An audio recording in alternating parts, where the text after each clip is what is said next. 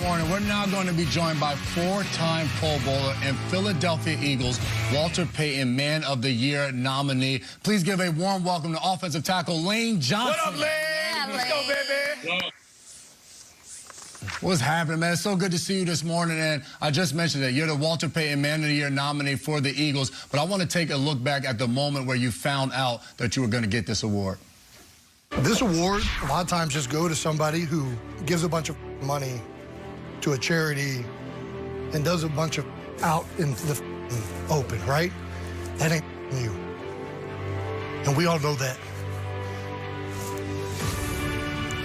But that doesn't take away what you mean to the guys in this room, in this building, these people. That's why they're nominating you, because everybody finally sees who you are. And when I think of a man, I think of somebody who weathers the ups and downs of life, how you move forward. You're doing better than I've ever seen, and it's so awesome to see. Lane, I want to hear about the work that you're doing with mental health awareness and military families, but first, just take us through that moment of hearing your teammate Jason Kelce talk about you in that form or fashion as you received this nominee.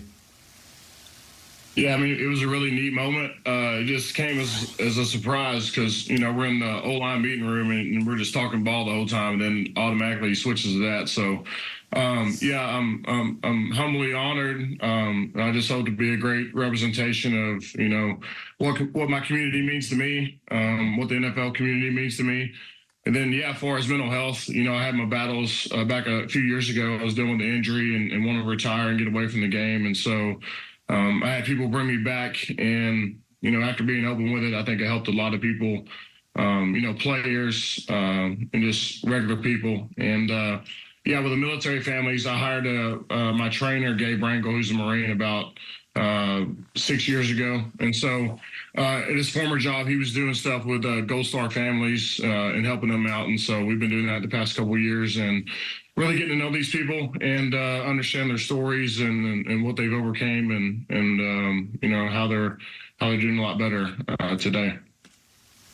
We love having you on the show, man. We are such fans of you, and it goes back, obviously, your entire playing career. But when you opened up a couple of years ago with Glazer on Fox about your battles with mental health and how you're coping with it, I think you shed a light on who you are, and you also inspired a lot of people to go seek help themselves, and it means a lot here at our table. I look at this Eagles team from the outside. I'm not there. I know you guys have been through so much this season. You've been tested. There's been changes in the coaching staff on defense, all this stuff. Yet here you are, 11-4. You still have a shot at the 1 seed. What's the vibe in the building right now? And can you just kind of shed a light on what you guys are going through as you just won a game, and yet the reaction afterwards was, yeah, they won a game, but...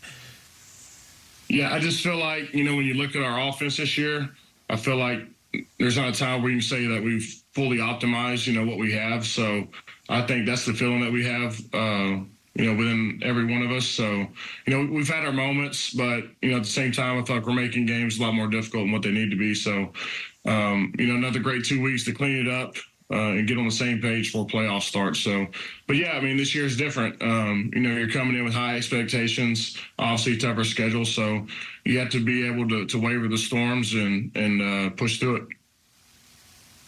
Lane, Gardner Minshew, a quarterback that's been in your room in the last couple of years, recently talked about how he admires Jalen Hurts so much as a leader and how he comes into a room and he doesn't change. He is cool, calm, and collected. Recently, Hurts has taken a lot of responsibility for the team's offensive struggles. What does Jalen do for this team as you view it, and the importance and the value as a quarterback, but also as the leader in your room?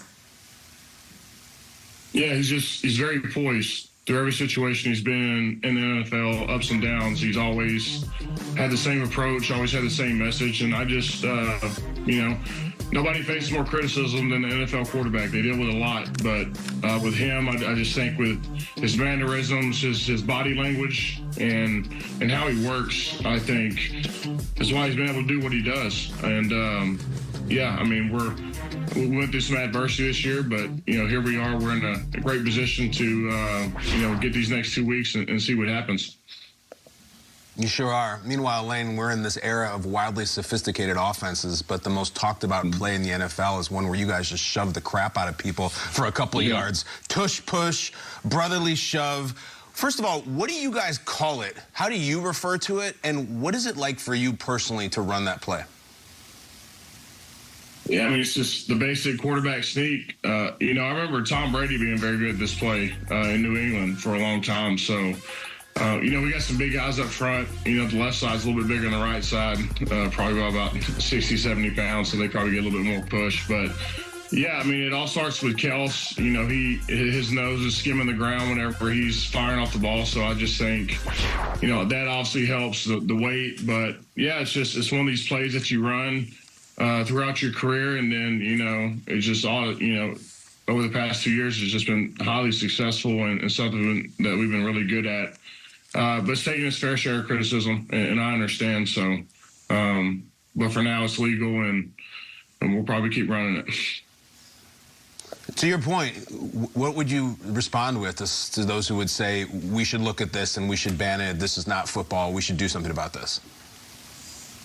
Well, keep looking. I think you do the analysis of what we're doing, and then look at the quarterback sneak that's been around since football's been around. So it's not like it's came out of nowhere. It's just all of a sudden being talked about because we're decent at it. So take a long look at it. Take a long look at it. I like that. Lane, appreciate you coming through this morning, and also good luck with the Walter Payton Man of the Year nominee. It's going to be at NFL Honors in February. We'll be rooting for you, man. Thank you. Appreciate y'all. Go See you, Birds. Lane. Happy New Thanks, Year. Lane. Stay healthy. Birds. Coming up, as the game day kickoff crew surprise our very own Steve Smith with a very special honor prior to kickoff. Take a listen. Why am I holding an East-West Shrine Bowl 89 Steve Smith jersey is because, sir, what does that say right there? You are going into the East-West Shrine Bowl Hall of Fame before the game. Again, February 1st, 8 p.m. on NFL Network. Congratulations to you, my friend. Thank you. Steve Smith inducted into the Shrine Bowl Hall of Fame. Hey, the 99th year the Shrine Bowl is being played. The Rose Bowl is the oldest. Highlights, baby. Look at them highlights. Hey, not too bad for sloppy seconds. So let me get this right. Shrine, Hall of Fame, North Carolina Hall of Fame. Yeah. But 8-9 can't even make the finalists for the Hall of Fame. For the NFL, I wasn't going to go there. I was just wondering. I mean, he had to say something at the end about it, but pretty cool. It's really cool, and Steve's listing his accolades, of which there are many, and then he goes right to the elephant in the room. Steve was not announced as one of the finalists to be in the Pro Football Hall of Fame. He's past the 5-year retirement, and I think he's in his feelings about it, and I completely understand it. No doubt about it. He was one hell of a player, not fun to compete against, so you got to feel for him. It's nice, though. East-West Shrine game, pretty cool. It's something, as far as the Hall of Fame goes, it's like you wait 1 year, okay. 2 years, but when you start drifting further, he was a finalist in other years, and now it starts wondering, like, okay, well, what do I have to do to now somehow reemerge into that conversation? You fall into that Torrey Holt zone. Sure where do. You're just there every year, and you're like, we love you, Torrey. We just can't have room for you. And every year that passes, there's another guy that retires who becomes eligible. So you're going to get Larry Fitzgerald and Andre Johnsons and all. And now you got Reggie Wayne, and those are guys who are of his era who had prolific stats like he did. I love Steve. I love him as a player. I do too. And I would love his Hall of Fame ceremony. No doubt about it. I feel like his speech would be awesome. So we hope that Steve can get in eventually. You can see the East-West Shrine Bowl on NFL Network. It kicks off really our month of the Super Bowl, February 1st coverage. Right. Will Selva, good day to you. How are you? And what do you got for us? Great. And also, I support Steve Smith. He should be in the Hall of Fame. I also support Adam Rank as well. We love Njoku, but we have to stick with our guys, Smith and Rank.